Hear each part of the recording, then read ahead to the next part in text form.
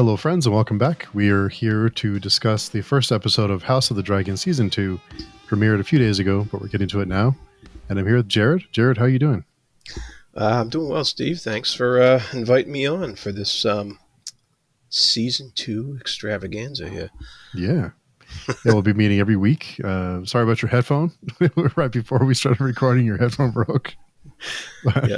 Yeah. Maybe it's time for a...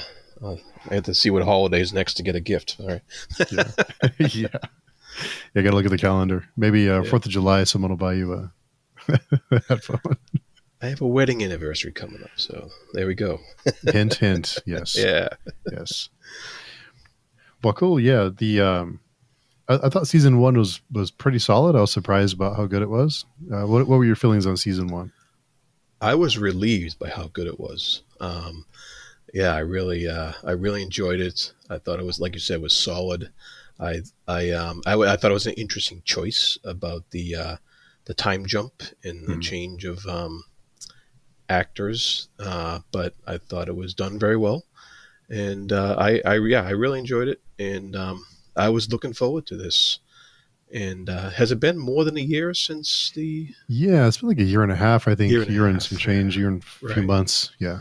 Which is fine if they're going to do it. I want them to do it right. So I'm all for that. And I was looking forward to this a lot.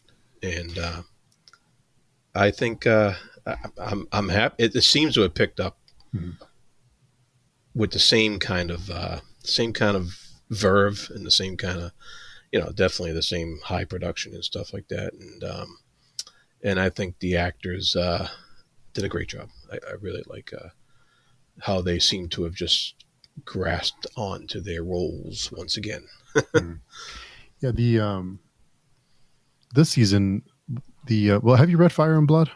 I have, yeah. Okay. Yep. Yeah, it seems to me that it was written with an unreliable narrator just because it was meant to be adapted, is kind of what my guess is. I think it's a really smart move if that was the goal. I think because so many people are so big, so many fans of the series that if you get something wrong or you change things, then people get upset, or it should be this way. But I think it was a smart choice. If that was the reason, it makes sense. Yeah. And not only that, but the book was written in a way that actually left a lot up to interpretation and a lot up to actually filling in events and stuff like that. It's kind of told like a semi-historical narrative, and that's it was very loose narrative, and it left a lot of gaps.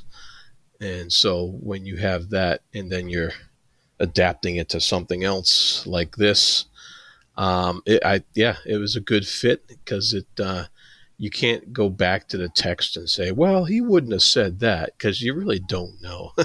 Yeah. Good choice. The first thing that stuck out to me this season was the intro. The intro being changed from last season to this season, which I was surprised because Game of Thrones had the same intro. They would change the locations on the map depending on what was happening. So I'm guessing they'll use the same kind of style for this series and change it as we get through the different events. Yeah, I wasn't sure. I thought it was different, but I wasn't 100% sure. But because I know they changed it, like from the first episode last year to the second or third episode, they changed it because they didn't originally start out with that Game of Thrones theme song in the very first episode, I think, and then they went and they ended up using that, which I think was cool. I mean, it's a great theme song. So I wasn't sure if how much it had changed from last year. Yeah. It's an cool. iconic. Yeah, it's iconic theme song. Yeah. And it's just the way they do it with the visuals too is just really, really crazy cool. Yeah, like you said, high production on the intro, especially. It is a little. We'll get into the show and the special effects. I think the intro though was really. You could tell there's a lot of thought put into it, a lot of events that happen in the timeline. So I thought that was pretty neat. Yeah, cool. Yeah. Yep. So we pick off, I think, 10 days after the events of the end of season 1. I think it was 10 days or so. And we start off with meeting the Starks. Yeah. Yeah. I was happy about that. Actually, that was, it was good to see the Starks again. They're still brooding and cold. Yes, they are. Yeah. Yeah, that was, well, we also saw the Wall too. So that was, we saw Starks at the Wall, and we saw that same theme of you guys are doing what you do in the South, and we're here doing what the real purpose is. You know, they have that what do you call that? I can't remember.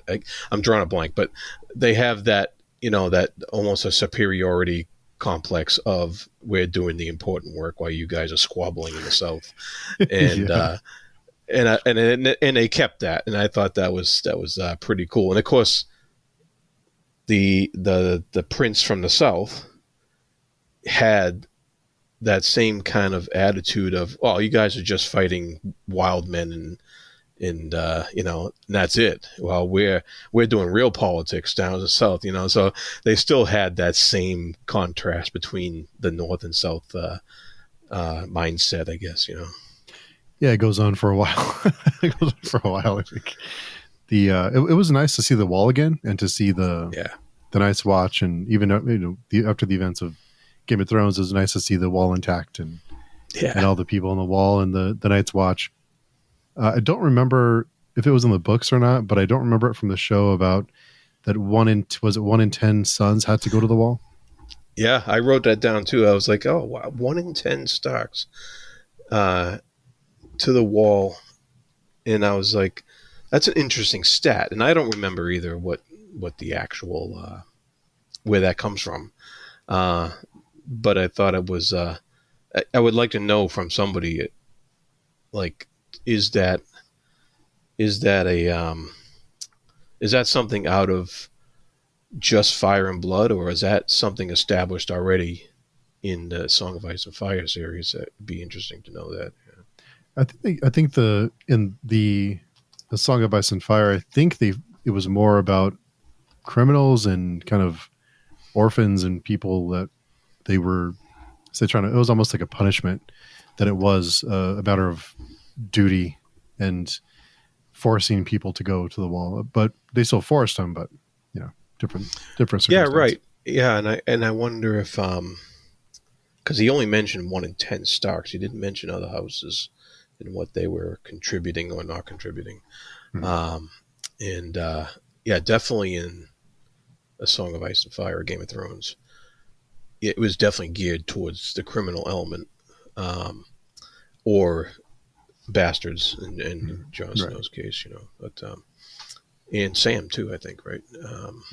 He gets sent to the and seeing on the north side of the Wall has it gives you we know now what's happening on that side of the Wall, that there's things brewing, but of course by this point nobody really knows what's happening, and it's kind of just ice.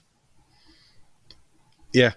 And it was interesting, of course, the first line you hear from a Stark's mouth is "winter is coming," but apparently they've been repeating that phrase for thousands of years, and it only happened to come true at the end. But I'm just wondering. What I'm curious about is that going to play a part in the upcoming season?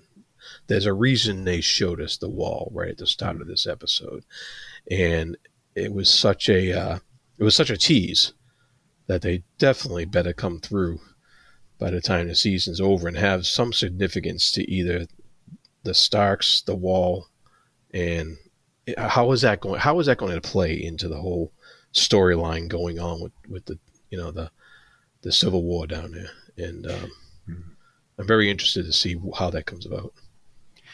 Yeah, I hope we get at least a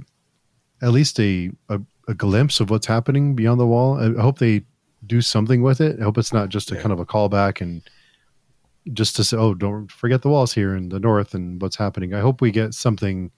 Hope we see what's happening behind the scenes on that side of the wall, even though we know what eventually happens. Hope we get kind of a glimpse of the things that are going on there. Yeah, that would be cool. Very cool. Yeah, and for anyone listening who hasn't seen Game of Thrones yet, we're about to spoil everything. I'm about to spoil it for you, but it was a little bit disappointing. So just a heads up, a little bit disappointing because when they talk about the winter's coming and protecting the wall, and I thought to myself, and all this will be over in like 2 episodes when it does happen. It'll just, but yeah, I don't want to start bitching about season 1 yet, but it's just a bitter pill still to swallow. Oh yeah. yeah. I think the next thing I noticed was the House Valerian, where the I don't remember his name, the head of the house there. He was kind of walking with a limp, and I think he was using a cane or whatever, or something like that. And he went up, Lord Corlys. Yes, yeah, and he went up to that. I think he was just like a commoner, soldier, a state or a laborer, what have you. But he's the one who's. I guess he saved him. I don't quite remember what happened in the first season for him to need to be saved by this guy. I think it was one of the battles. I think dragons were involved in one of them. I should have rewatched season 1, but I believe it was one of the battles that things got burned because the ship is pretty black. Oh, right. Yeah. Okay. That makes sense. Yeah. And so, they gave us a little glimpse of that house, so they were kind of like, here's the wall and all that's going on. Here's House Valerian, here's a little glimpse, and stay tuned. And then we get back to, of course, the 2 queens. Yeah. So Alicent and the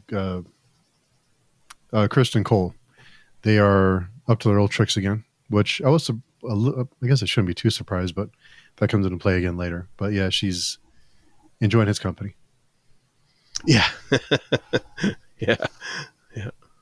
That's true. Yeah. That's par for the course for Game of Thrones, I guess. Yeah. Yeah, and a great line I thought in there for that. I don't know if it was that scene or if it was a little later, where somebody says it's not the dragons, it's the rats in the castle. So beware the whispers in the spies, I guess, as rats are referred to. I did notice this season. I don't know if it's just me, but I did notice that there's more in the dialogue. It seems like they're aiming a little bit more humor, maybe just to lighten things up. Because I think in Game of Thrones there wasn't a ton of humor in the dialogue in the books either. Just not a ton of just not haha funny, but just little bits of humor dipped in to the characters and their interactions. Some of that can be, that's a good thing or bad thing, but I thought it was good. I mean, we've always had humor around Tyrion. That's true. With his quirky remarks and stuff, or his sarcastic remarks and witticisms, yeah.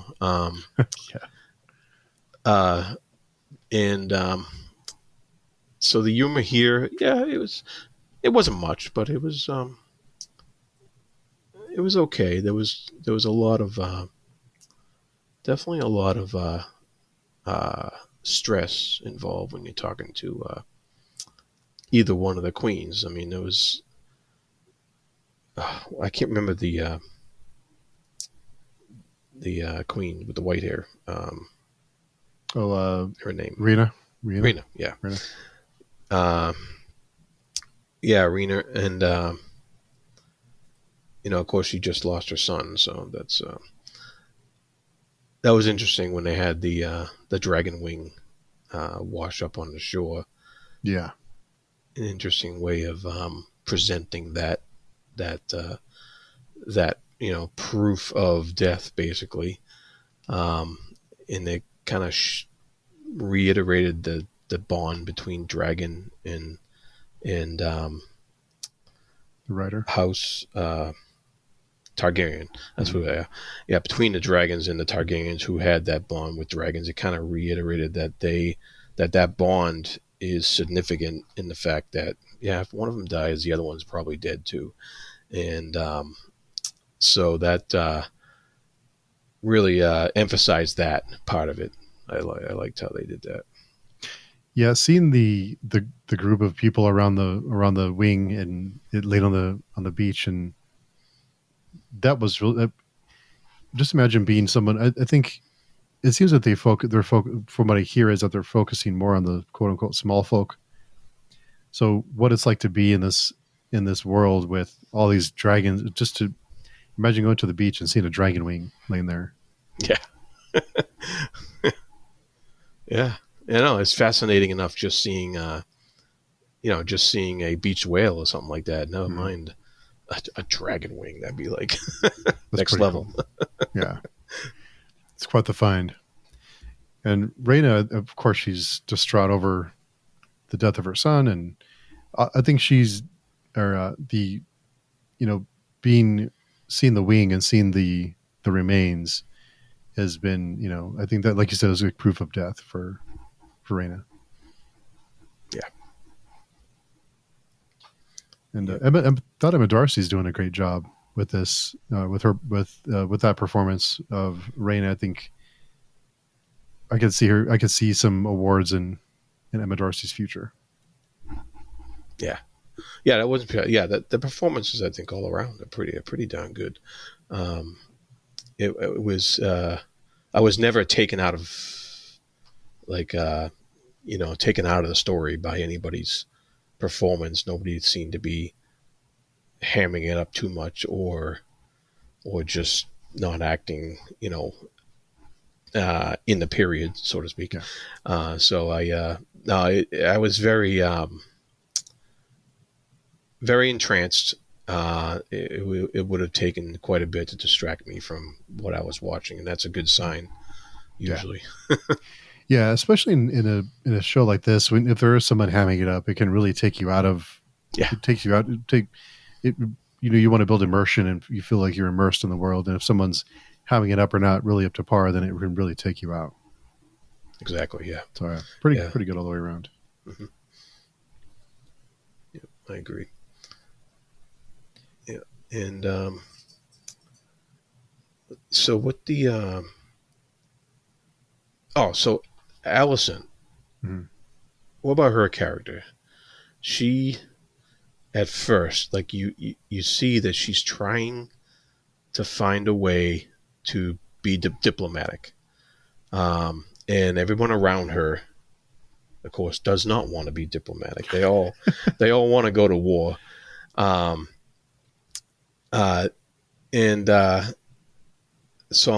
it's like you always have a hard time deciding who to vote for in these kind of complex situations, where you get these fully rounded characters that have many sides to them and show both good and bad traits. And so because she's definitely not like a heroic by any means, but at least she was trying to be diplomatic. And Rhaena didn't have that option. She was grieving for her son. A lot of anger there, a lot of built up, there's a lot of, you want to lash out at somebody, you want vengeance, right. For something like that, of course. And that makes sense. It's like you can sympathize with her, but you don't see any means that she's going to go into this thinking diplomatically, and just all portrayed so well. Yeah.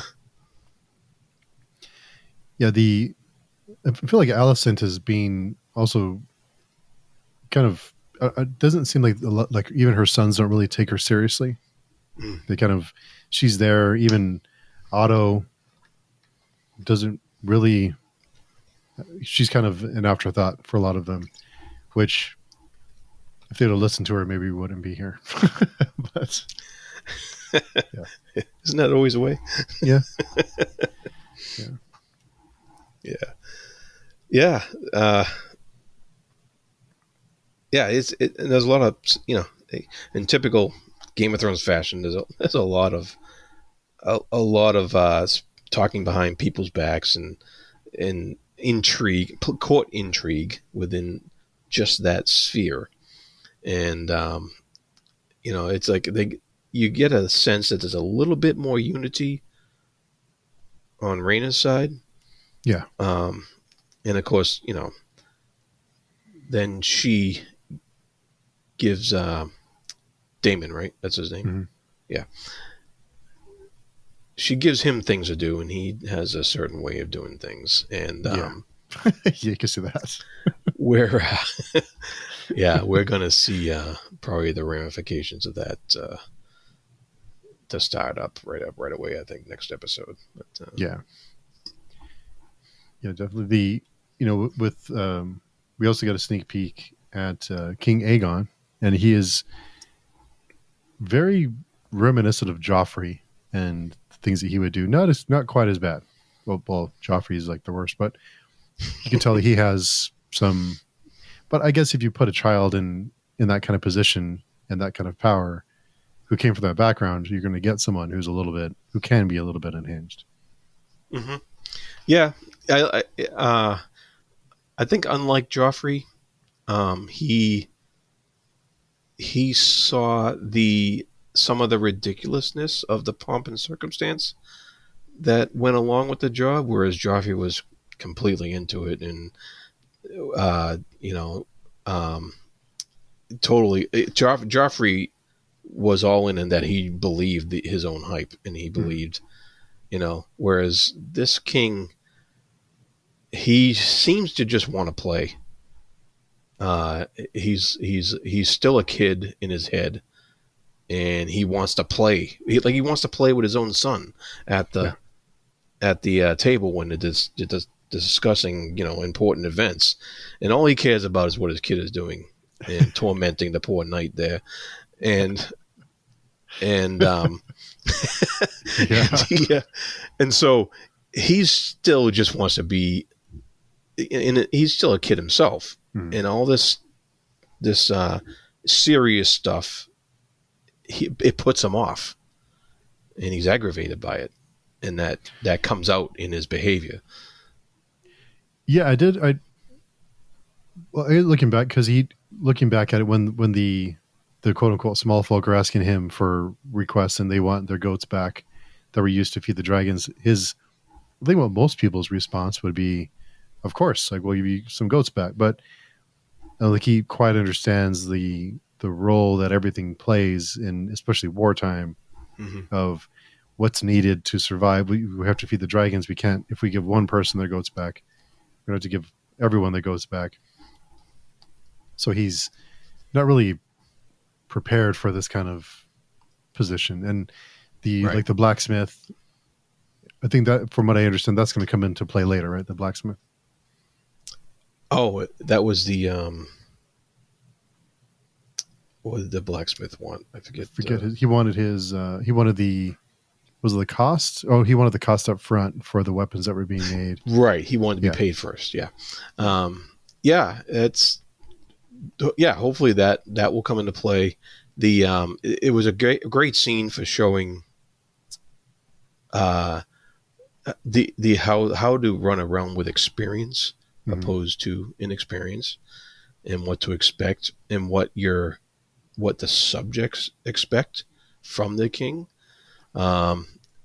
You get the sense that some of these subjects were probably trying to get some good graces to take advantage of this young king and hopefully get something out of it that they may not have gotten before.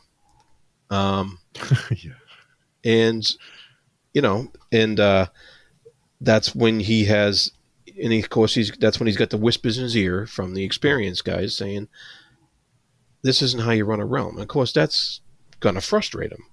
And I have a feeling that's also going to be something that is continuing on. It's going to build up and come out in different ways in future episodes. Makes me nervous for Otto because he is Hand of the King, and it seems like Hand of the King would be a prestigious position, but it doesn't seem like it has a whole lot of job security or life security, because it seems like Yeah. there's a very thin line of being someone who is a counsel and someone to guide, and then when the wrong people are involved, then you're gone. And it's not a job you can really be fired from. It's probably be killed. Yeah, that seems to be a fate of quite a few hands over these. Yeah, I know. That's one of those jobs where we need a new hand, and 5 people step back, and the one guy who doesn't is the is the new hand. So, Yeah, you can't really say no. You can't right. you Yeah. can't decline, because we know that's what Ned didn't want to do. Didn't want to decline. He had to. When you just don't do that. You just don't decline the request. So kind of Yeah. a cigar. They give you a cigar and a blindfold and give you the job. So I know it's yeah, and it's like, and Otto's not the greatest guy in the world either, no, and so you don't exactly feel bad for him, but you also know his days are probably numbered in one way or another. So yeah, definitely. He won't be around very much longer. I don't think so. And we also get a peek at Aemond, who seems like he's trying to position himself as being someone to be feared, and to kind of take action and be aggressive, and really embracing the role of villain, I guess, or aggressor. and that's Aemon. That's the The other son, the prince. the other. Yeah, Yeah. is that the one eyed? Yes. Yeah, yeah, okay, all right. Yeah, that's right. He's There's the so one. many names. I I had know. to pull it up to keep track. So Yeah, he's the one. Yeah, that's right. And he's kind of like Damon's opposite on their side. He's impulsive. He has an axe to grind. And he's frustrated as well that people didn't let him have his little vengeance. And so yeah, we'll see what happens with him. I don't know. How closely he's going to align with the king, or go against the king, depending upon how the king is influenced by other people around him. yeah. So I think that's a little bit up in the air right now, but it's Do you think? just, Go ahead. I'm sorry. no, it promises to be interesting. That's all. Yeah. Yeah, I do think you mentioned he's kind of the Damon of Damon and Aemond. I think the names being so similar. I think he's kind of giving us a wink and a nod there. Yeah. Yeah. Yeah. Yeah. A little bit on the nose right there with that one. But Yeah. So seeing that dynamic, and of course we're getting more of. We also get a return, and I didn't really recognize her at first, but Mysaria, the White Worm, she's back, and Damon uses her for information to try to leverage, to make a deal with her for her life, for her freedom, to strike back. yeah. Yep. That's the one who isn't she the aunt or something like that, or Yeah, I forget exactly. I think she was in season 1. I forget exactly what her role was. but she has a dragon, and she was the one scouting, right? Is that? I believe so. Yeah. Yeah. Yeah. Okay. Yeah, and yeah, she's the one who threw back and said, you're not a king. You can't." Because he tried to order her around. Yeah, interesting stuff there. One of the I think a key line from with the king, Aegon, um, was he mentioned something off the cuff, and the hand was telling him when a king speaks, all hear. So that was that kind of like imparting wisdom to the fact that you grow up basically, because you can't just say whatever you want, because everybody's gonna take that in a certain way. Mm. And so it was just I really liked the dynamic of them going to try to control this kid, and we'll see how this kid resists that or breaks out of it somehow. And I'm looking forward to seeing that. Yeah. And well, there's a well before we get to the last bit, of course, the climax of the episode. Is there anything else you could think of that you had written down? No, I think that covers like the main setup basically of all the pieces. They went through all the pieces on the Game of Thrones chessboard here, and they kind of reintroduced us to the characters and reintroduced the situation, and then somebody gave Daemon the idea that he can go ahead and take some action now. Yeah.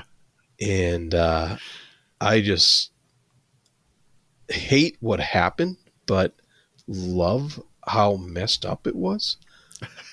You know what I mean? Yeah. Yeah. Yeah. Well, before we get it, I think it's important. I think for especially a show like this, I think you have, like you mentioned, we have to kind of touch on everyone the first episode back, just to kind of remind everyone, oh, don't forget about this person. So we have to make the rounds and kind of remind the viewer or remind us who each person is and kind of where they are. So yeah, I think they did that very well too, just to kind of hit everyone, just to kind of refresh. But yeah, so Daemon makes this agreement with was it Blood to go in and to kill Aemond, and they ask, "What if we can't find him?" And he not quite sure what he whispers in his ear, but I'm guessing he tells him just kill a son, kill an heir, but we're not quite sure. I think because he didn't he remonstrate him. Didn't he say he's royalty. He's going to be up. Of course, he's going to be up in the top or whatever like that. And I thought because he said he's the guy with one eye. How hard is he going to be to find? So, which is kind of weird for me because, okay, so it's established that Blood knows his way around the tunnels and knows his way into the keep, but they got in pretty easy. Yeah. So it didn't take a whole lot of effort to get from the outside to the throne room. It wasn't a whole lot of security there. It wasn't a whole lot. What was the dog about?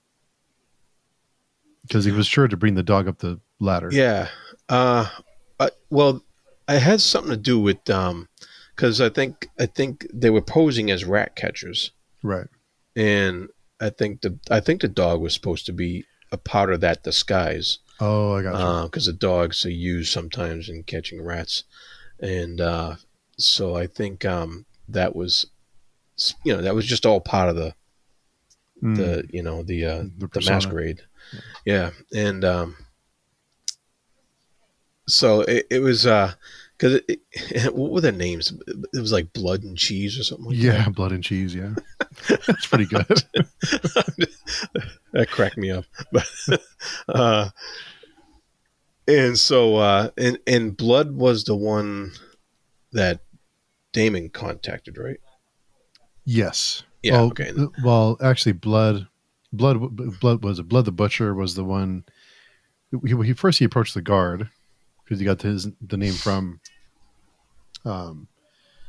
Assyria, Right. Yeah. Yeah. Right. And the guard, I forget his name, but he puts them in touch with Blood the Butcher, who knows his way around the tunnels, and he has the rat catcher thing. I didn't even realize. I don't know why I didn't think of it before. The dog was part of the rat catcher thing to sniff the rats. So that makes sense. Yeah. And I thought the rat catcher thing was brilliant, given Yeah. the earlier dialogue about there being rats in the castle.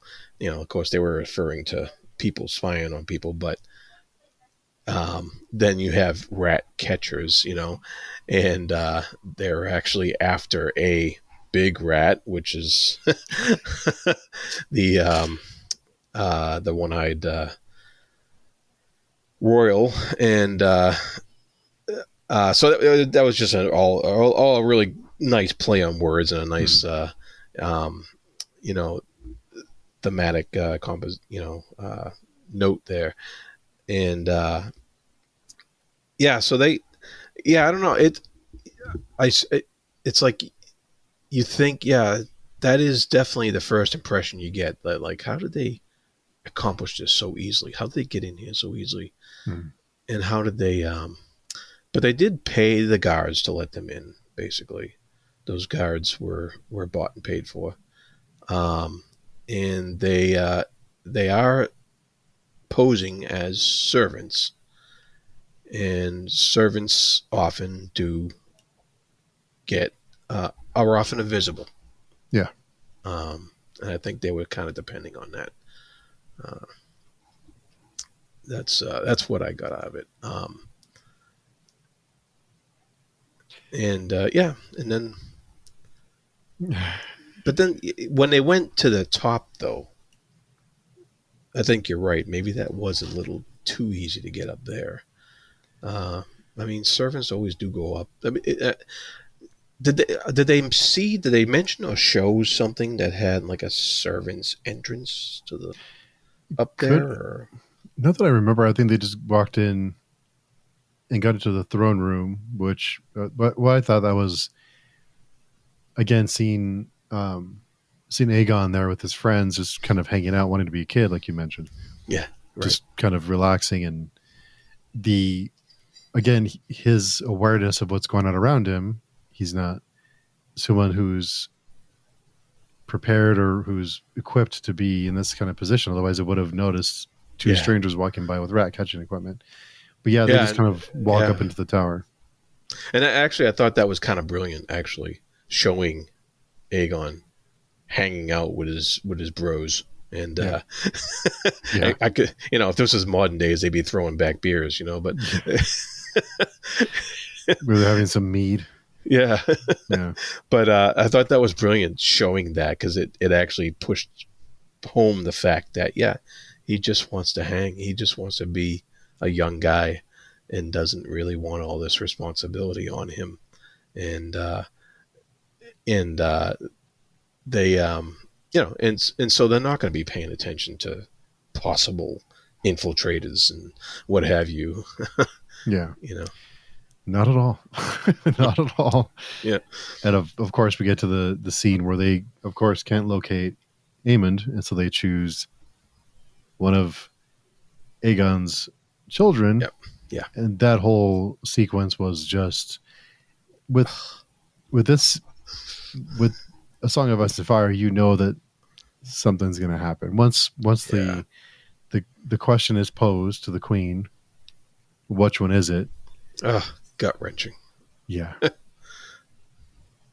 So messed up. Yeah, that was so messed up.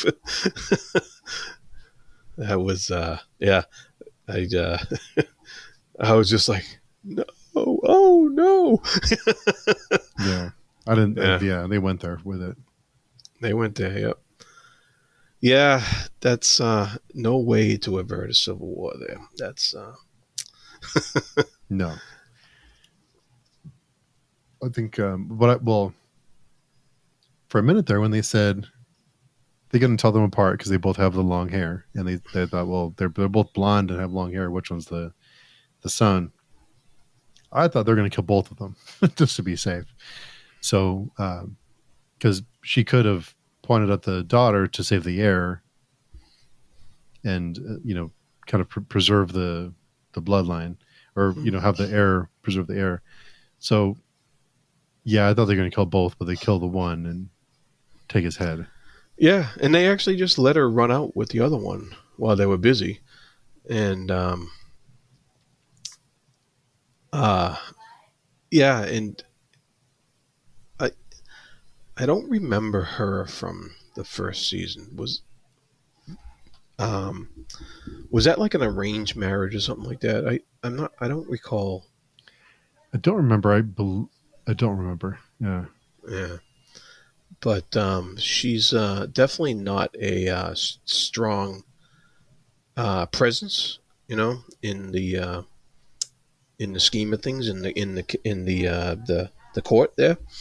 Um, she's seems a little meek and a little quiet, and of course now she's going to be forever scarred. Yeah. But Oh yeah. but I liked how they actually pulled that off with her, the way she acted and the way she did what she did. Like she acted out that horror without actually having dialogue, and I thought that was pretty cool how they did that. Yeah, that was pretty bad. It was a horrifying, yeah. And it wasn't. They didn't show anything, but it was. They definitely gave you all the cues of visualizing it on your own, and yeah, the sounds. they did it very well because it worked. It was horrifying. Yeah. Yeah. Which, so after that, they go wake, they go get Allison to tell her what happened, and she's in there with Cole. So you have to wonder if they weren't doing what they were doing, if this would have ever happened. Oh, you mean if Cole was doing his job? Yeah. Yeah. Damn. Yeah.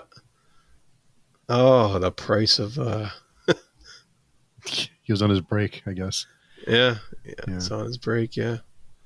Jeez. Yeah. Wow. That Cole. Yeah. He's gonna yeah. Jeez. Is Cole a sympathetic character for you? No. No? Yeah, if he were to die next episode, I'd be kind of like, yeah. Oh wow. Yeah. Yeah. I don't know. I mean, he got the queen. I mean, he lived a life. He did, yeah. I think he's an interesting character. Yeah, I think all these characters are so multifaceted and there's so many levels to them. Yeah. I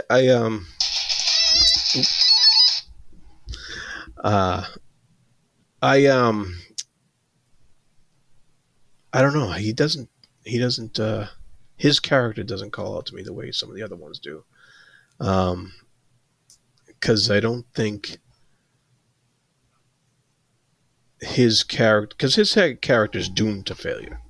Yeah. You know what I mean? He's got this. He's got this Kingsguard job basically, and and he's basically not doing that job by giving in to his temptation, and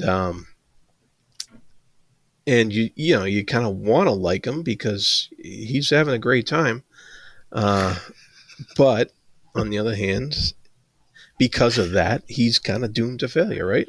I mean, yeah. Yeah, he's in a bad place. So I don't know. I didn't get too attached to him because I kind of expect him to not get too much further in life. Who knows? Things can happen though. That's what I love about this series. About you never know who's going to make it and who won't. Yeah, especially with this show. I mean, well, the bloodline goes on somehow, but other than that, and there is a little bit of history of some of the characters in here that would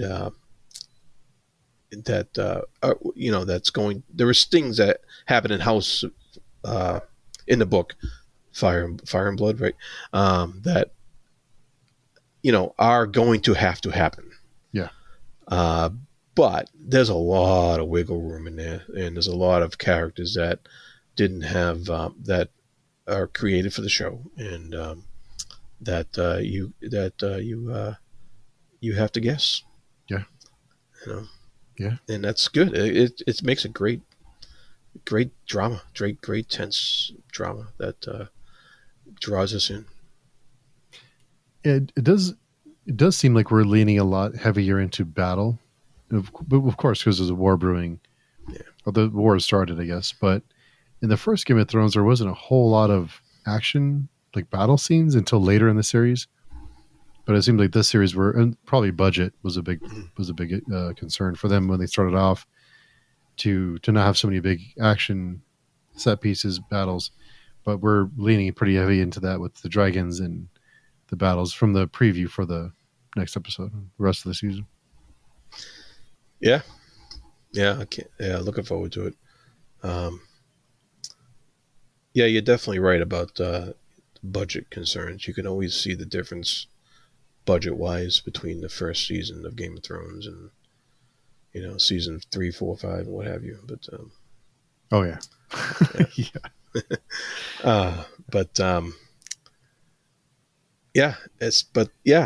It was interesting because they were talking a lot about we can get this house on our side, they can field so many men here, and going back and forth like that on the map and stuff like that. So you get the sense that we'll see some sort of clash eventually on the screen. That'd be cool. Yeah, it's gonna be fun. Anything else you can think of for this episode? No, I think that about wraps it up. I mean, yeah.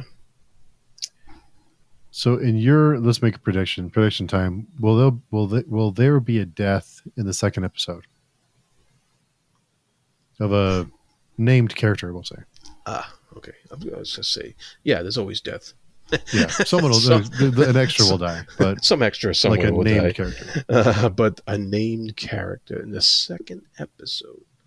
And how many episodes? Is this 8? 8. Yeah. In the second, a named character. No, I don't think so. Not yet.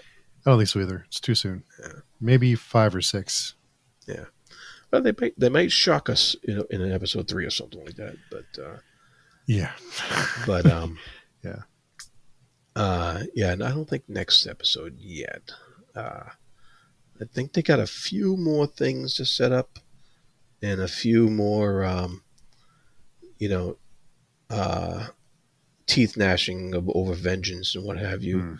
Allison, she's probably going to go the other way. I mean, who wouldn't? You see your that was her grandson. Yeah. And the rest of the court was already gearing for war. So there's no holding back now. But I think it's going to be a lot of gearing up, a lot of positioning, a lot of who's on whose side as far as the rest of the realms goes. And hopefully we'll get little hints of Starks and Valerians and see what happens. Yeah. It's gonna be a fun season. I'm excited to get to it. It's gonna be good. Yeah. Yeah, me too. I have faith. Yeah. So until next week, Jared, where can people find you? You can find me at the Fantasy Thinker YouTube channel and on the podcast Speculative Speculations and other fine podcasts on pagechewing.com sometimes. Yes, definitely. Yeah, Speculative Speculations is lots of fun. Yes. Yeah. Well, cool. So we'll see everyone next week. Thanks for listening, and we'll be back for season 2 next week. Watch out for the dragons.